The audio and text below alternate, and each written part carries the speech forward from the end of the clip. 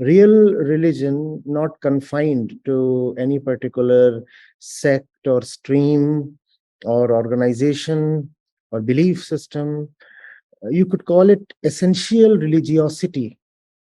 And what is this essential religiosity? This essential religiosity is about the thirst of the mind to truly, honestly reach a point, a destination, a state where it can be at rest, where it can be at peace.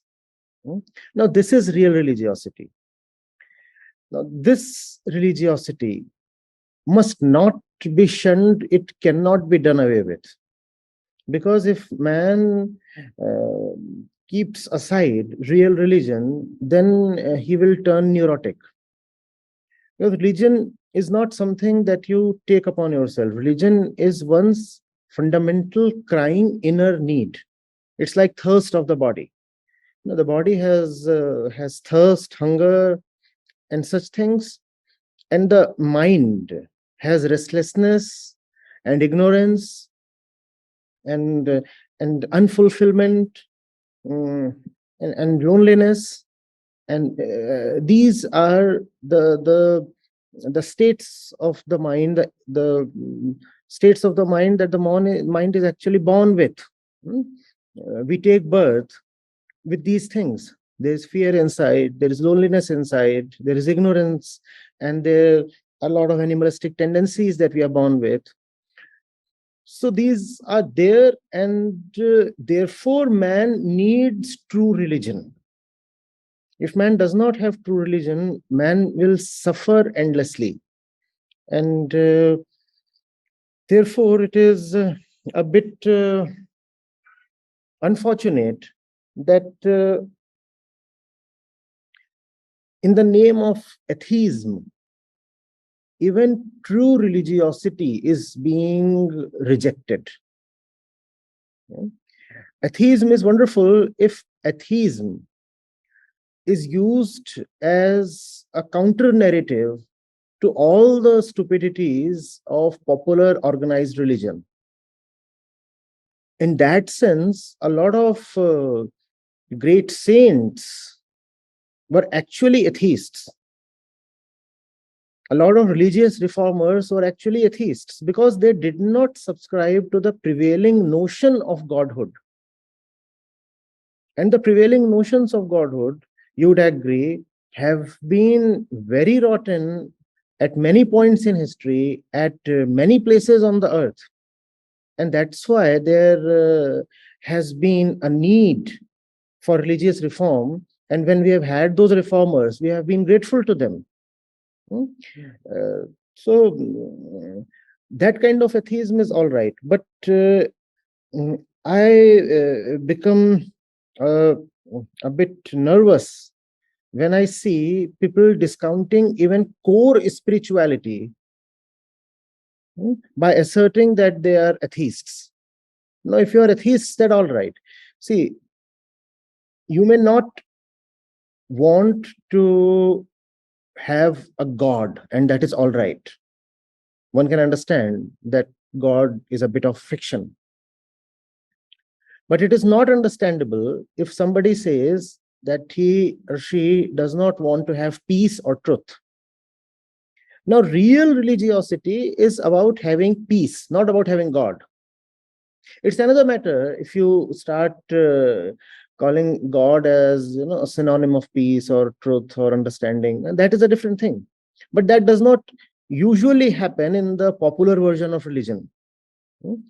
So the religion that wants you to believe in stories and a certain kind of cosmology and certain stories of Genesis, if you want to discount that religion by becoming atheistic, it is pretty much all right.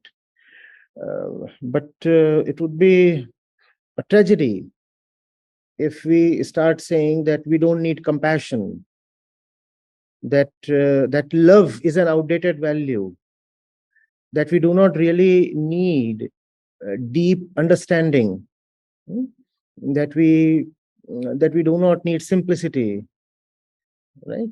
that it's all right to wallow in falseness, that we do not really need to know the core truth. Why? Because we are atheists. Because we are atheists. Then there is a great problem.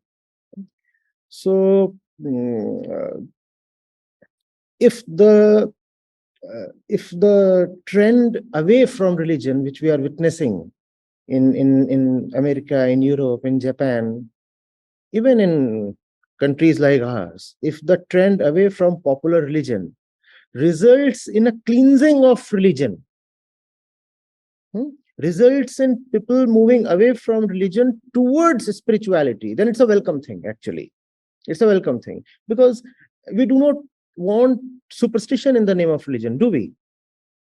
We do not want strife in the name of religion. And we very well know that a lot that goes by the name of religion is truly rotten. We do not want all that. So if people are dispensing with all that, people are dropping all that, and by dropping all that, they turn truly religious or spiritual, then it's a welcome thing.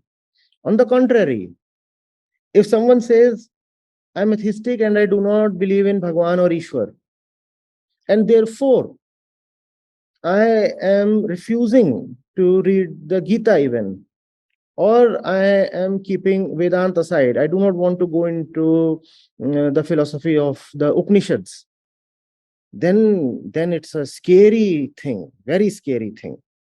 You see, that has been, if I may continue and add to this, you see, that has been the intended relationship between religion and spirituality. Religion is the outer case. Religion is the shell within which the core, the kernel of spirituality is enclosed. So people were taught to be religious so that they could be spiritual. But Maya is so wonderful that religion, instead of becoming a gateway to spirituality, became a barrier against true spirituality. So therefore, when religion is challenged, or when religion is dropped or discarded, sometimes I take it as something auspicious. It's good that people are discounting the usual kind of religion.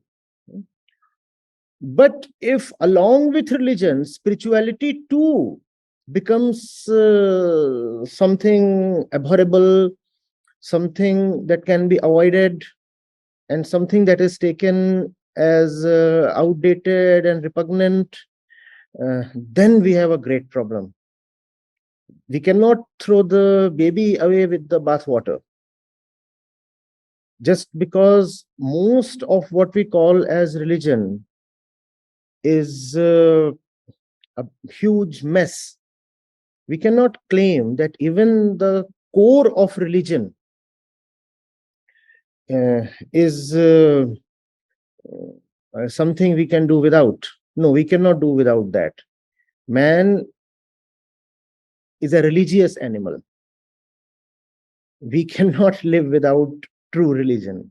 Equally, if we have bad religion, it will not let us live.